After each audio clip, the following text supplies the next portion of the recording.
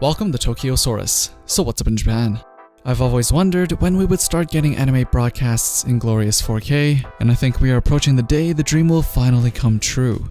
In a recent interview with Netflix Japan's head of PR, a link is in the description below for those of you interested, Nakajima Keiko discussed in depth about the anime productions coming soon, addresses the Netflix 10 times budget rumor, and why they are looking to make 4K/HDR the standard for future anime releases. We all know that Netflix has been pretty sparse when it comes to their anime offerings, but as you can probably tell, their library is definitely growing at a rapid pace, and there are quite a bit of exciting new productions they are producing themselves.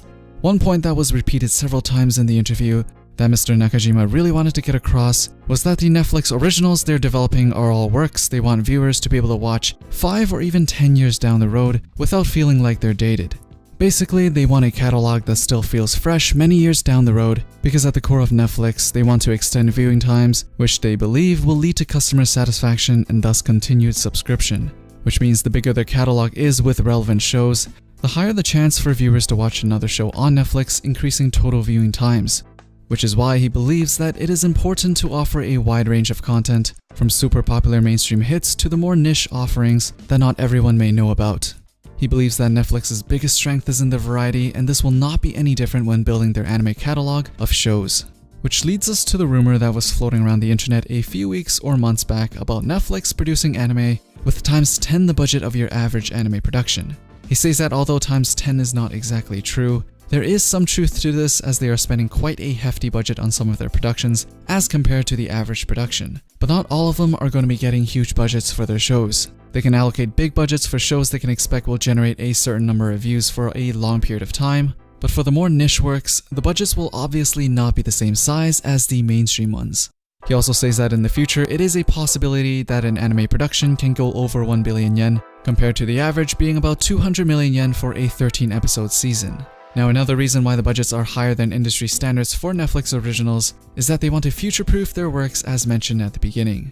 They want these works to last 5 to 10 years, which must include thinking about what kind of tech we're going to be watching these shows on, which is why they're planning to make 4K/HDR the standard from now on to ensure the long-term success of these productions. Now keep in mind this is for Netflix originals only, as the anime they license from external productions are not going to have this available, as they're still being produced in 1080p with no news of wanting to go 4K. Which means Netflix will most likely become the place to get 4K anime once more shows come up in 4K, because no other place will support it at the beginning. Crunchyroll doesn't produce their own shows mostly, and so they don't really have the power to ensure their shows come in 4K, although once they do come in 4K, I'm sure Crunchyroll will also start rolling out 4K support as well. But at the moment, I think Netflix is definitely going to be the go-to place to get 4K anime in the very near future. HDR is already supported on quite a few anime series on Netflix already, like Ajin, Knights of Sidonia, Castlevania, Blame, and more, so that's already pretty much a standard for their future releases.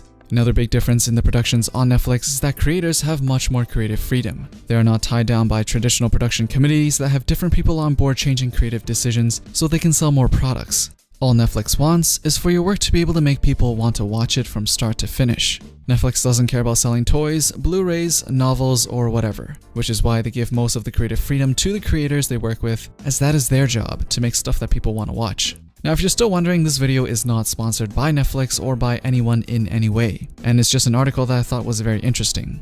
I know Netflix is not perfect and likes to deliver their episodes all at once, which I'm really not too big of a fan of, because I like to have something to look forward to every week and seeing the discussions unfold episode by episode. With Netflix releases, you have a sudden influx of discussion when the show releases, and it pretty much dies down after the release. But I think the key takeaway here is a variety is always better. We'll still have our shows that are weekly releases that are designed to be watched weekly from the usual TV broadcasts, and then we'll have shows on Netflix that are produced in higher fidelity and designed to be watched in a binge. So why not have both? Anyways, that's pretty much it for the state of 4K in anime. It's quite an exciting time for TV, as we're beginning to get a widespread adoption of HDR, 4K, and cheaper OLEDs at the same time. The next big evolution for the TV experience is almost here, and I'm glad anime is already a part of it. Are you guys hyped for more 4K/HDR anime releases? As usual, let me know down in the comments below. Don't forget to drop a thumbs up, stay subscribed if you want to be updated with the latest that's going on in Japan, and I'll see you guys in the next one.